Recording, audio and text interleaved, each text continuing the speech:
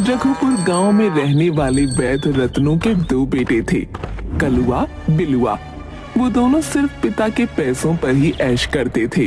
रत्नू के बारे में मशहूर था कि वो पशु पक्षियों से बातें कर सकता है। एक बार गांव के मंगलू का गधा खो गया। वैद जी, मुझ पर दया कीजिए, मेरा गधा कहीं चला गया है। आप तो पशु पक्षियों से बात कर सकते हैं, जरा पता लगा कर बताइए मेरा गधा कहाँ है। रत्नू ने पेड़ पर बैठे कौवे को देखा और उसकी आवाज में पूछा, कौवे, तुमने कहीं मंगलू के गधे को देखा है? जरा एक उड़ान भरो और उसके गधे का पता लगाओ। मैं ऐसा तभी करूँगा जब उसके बदले में तुम मुझे खीर दोगे, वरना भूल जाओ। रत्नू ने कौवे से खीर देने का वादा किया और 2 ही मिनट में वो उड़ान भरकर वापस आ गया और बोला कि उसे गधा मिल गया। मंगलू का गधा जंगल में बने गड्ढे में गिर गया है, आप लोग जाकर उसे निकाल लीजिए।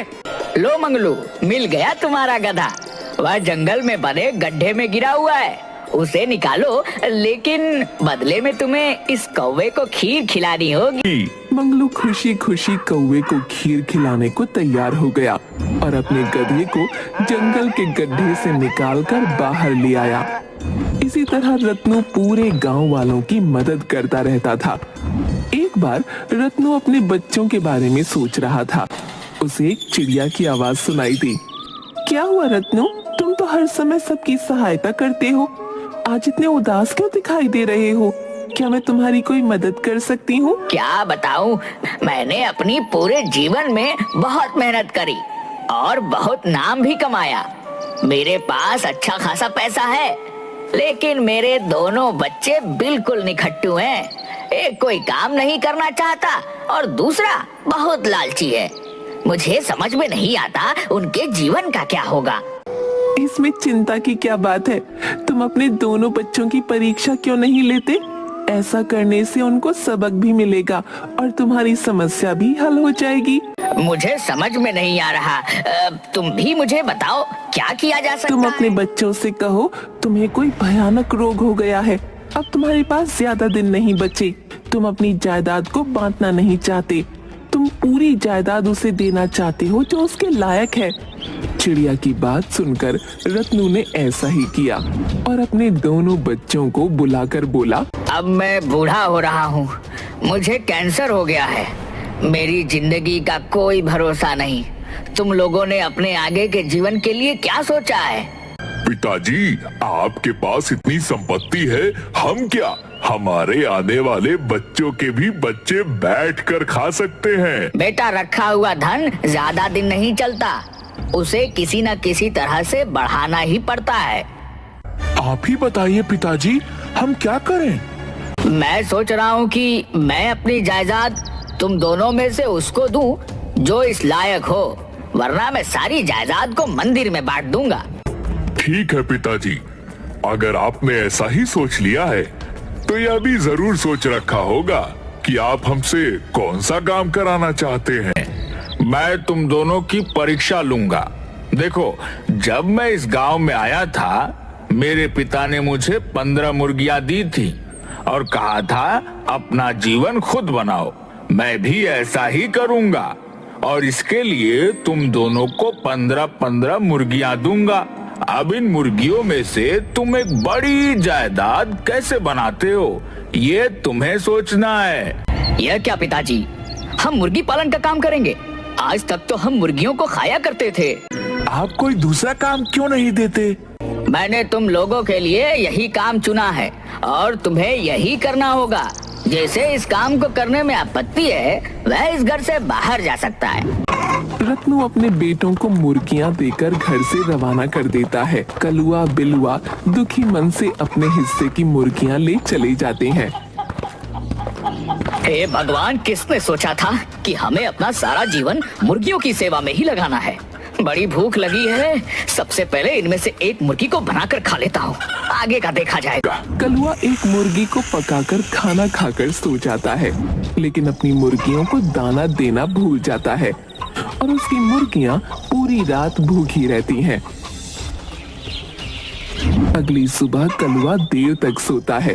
कलुआ उठ जा, तेरी मुर्गियों ने शोर मचाकर मेरे कान खराब कर दिए हैं।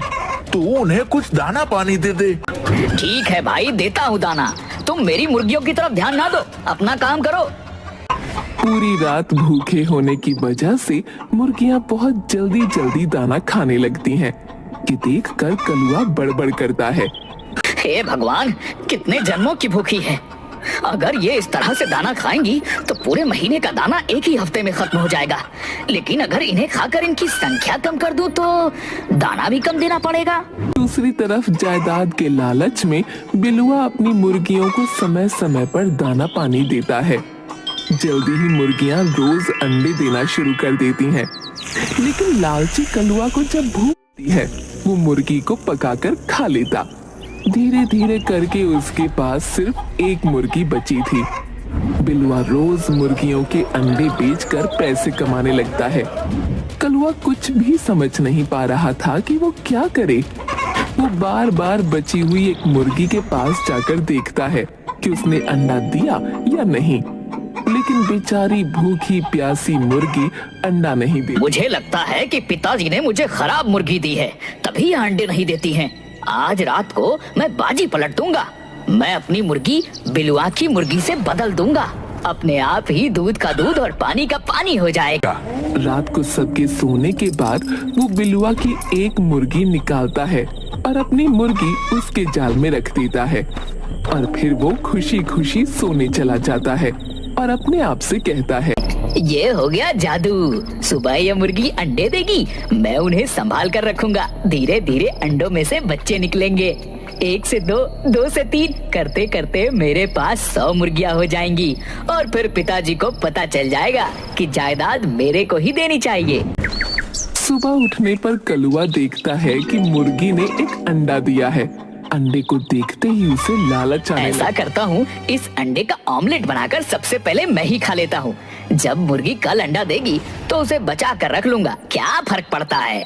कलुआ फटाफट अंडे का एक बढ़िया ऑमलेट तैयार करता है। उसकी खुशबू चारों तरफ फैलने लगती है।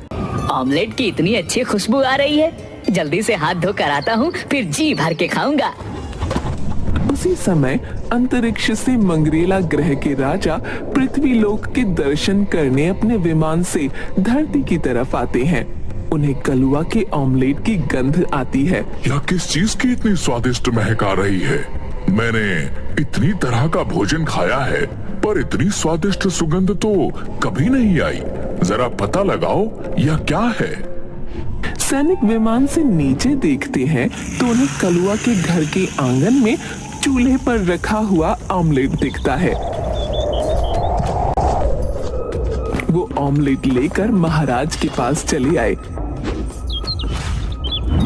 यह तो बहुत स्वादिष्ट है। आज के बाद तो मैं बस यही खाऊंगा। अगर मुझे यह नहीं मिला तो मैं वापस मंगरेला नहीं जाऊंगा। सैनिक, पता लगाओ ये चीज बनती कैसे है। दूसरी तरफ जब कलुआ का ऑमलेट गायब हो जाता है तो वो बड़ा परेशान होता है और अगले दिन मुर्गी के फिर से अंडा देने का इंतजार करने लगता है। दूसरी तरफ मंगरेला ग्रह के सैनिक ऑमलेट का रहस्य पता करने के लिए कलुआ के घर के पास छुप जाते हैं और अगले दिन जब मुर्गी फिर से अंडा देती है वो ध्यान से देखते हैं। कलुआ फिर से अंडे का ऑमलेट बनाता है और कहता है, कल मैंने ऑमलेट बनाया तो न जाने कौन सा चोर उसे चुरा कर ले गया। आज तो मैं पहले ऑमलेट खाऊंगा, उसके बाद कोई काम करूंगा। कलुआ ऑमलेट खाने ही जा रहा होता है कि उसकी मुर्गी फिर जोर जोर से चिल्लाने लगती है। कलुआ ऑमलेट रखकर फिर मुर्गी को देखने अंदर जाता है। इतनी देर में मंगरेला ग्रह के सैनिक उसका ऑमलेट लेकर बारात के पास चले जाते हैं और फिर अपने महाराज के पास जाकर बताते हैं, महाराज, कुकड़ू को बोलने वाले चलते फिरते यंत्र से यह सफेद गोले निकलते हैं जिनसे यह पकवान बनाया जाता है। बहुत बढ़िया, क्यों ना इस यंत्र को ही मंगरेला ग्रह ले चलें, तो सारी समस्याओं का समाधान हो जाएगा।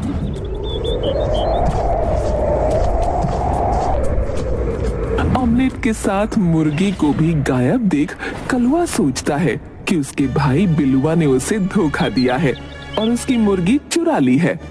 दोनों की बहुत लड़ाई होती है। दूसरी तरफ मंगरेला ग्रह के सैनिक मुर्गी को महाराज के सामने रखते हैं। मुर्गी तुरंत एक अंडा देती है। महाराज, इस गोली से पकवान बनाना तो यह पृथ्वीवासी ही जानता है। लगता है हमें उसे भी पकड़ कर लाना पड़ेगा। कलुआ रात में अपने बिस्तर पर सो रहा होता है कि मंगरेला के सैनिक उसे अपने विमान पर बैठा कर ले जाते हैं। महाराज कलुआ से कहते हैं, सुनो पृथ्वीवासी, तुम इस यंत्र से निकलने वाले सफेद गोलों से जो खाने की चीज बनाते हो वह बनाकर दिखाओ। छोटे छोटे अंडे और इतने बड़े बड़े लोगों को देखकर कलुआ घबरा जाता है।